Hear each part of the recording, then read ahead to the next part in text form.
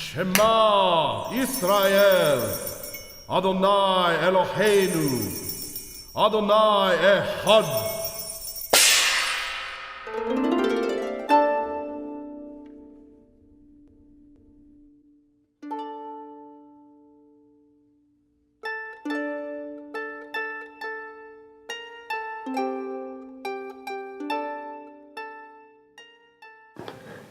Hi everyone, this is John. Tonight marks the first night of Hanukkah, and every year I try to do something for Hanukkah, and because Jesus did it. I'm not Jewish, but I believe in a connection between Jesus and Jewish life. And in the New Testament it says Jesus went up to the temple or to Jerusalem for the Feast of Dedication. And that's known as Hanukkah. And recently I was just wondering, why was it called the Feast of Dedication versus Hanukkah or something else? And so I was trying to find if there's any contemporary literature around the time of Jesus to talk about it. And I found an ancient historian named Josephus. He's Jewish, but he's friends to the Romans, and he writes about Hanukkah as being the festival of light, or the festival of lights. And normally that's considered while you light candles, so there's light.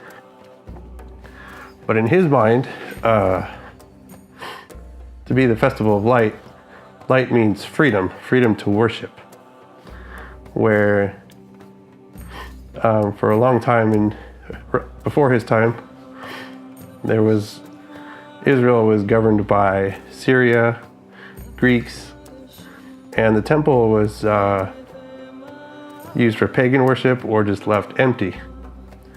And around the time of the Maccabees, they took the temple back, and Israel became free to worship their God.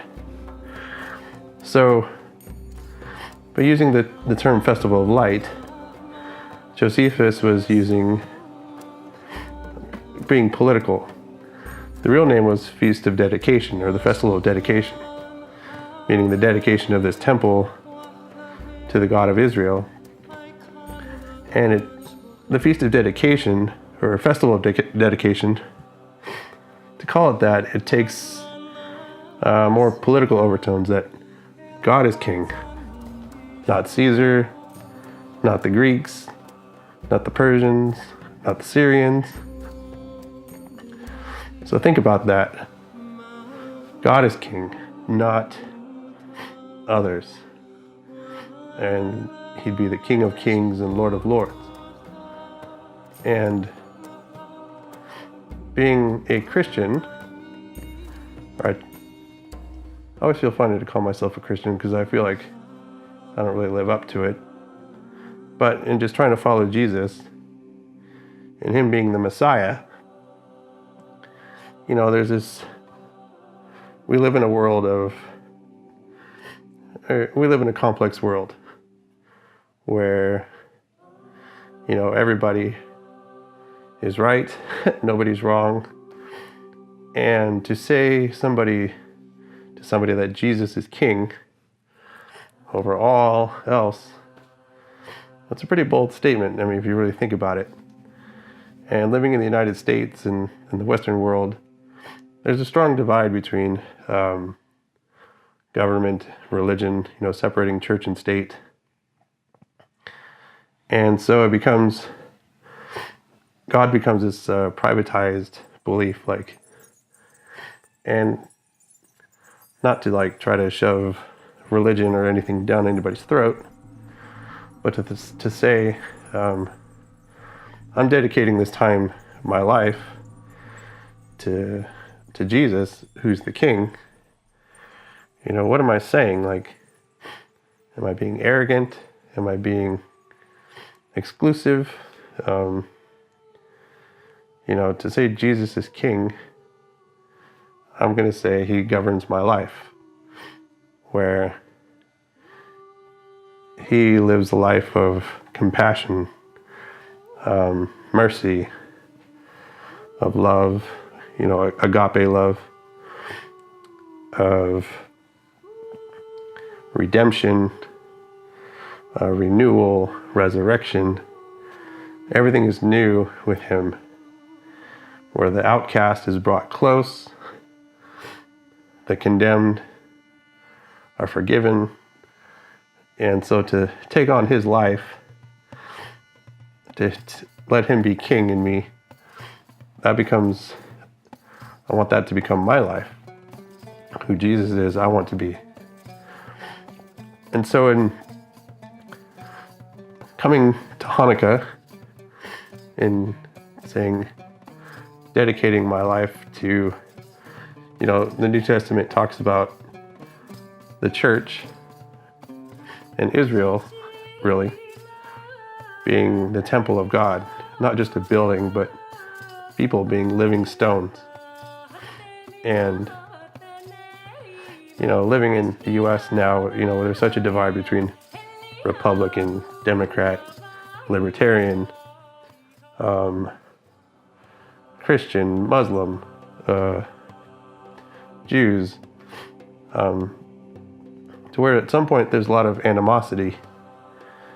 And I used to think of Hanukkah as just being sort of like the Jewish version of Christmas, when I was a kid, but more so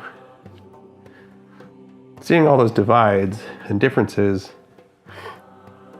I see this as something unifying, to say, if Jesus is my king, I have a lot of expectations to be able to love people, but I fail.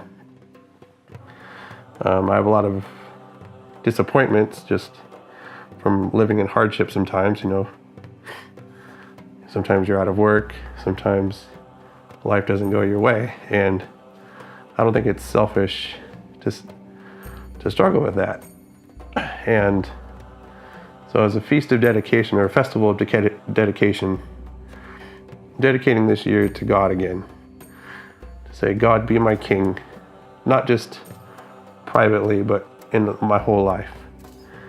Be king amongst my friends, be king amongst my enemies, be king amongst all peoples, wherever I am, Lord. I want to be yours. So,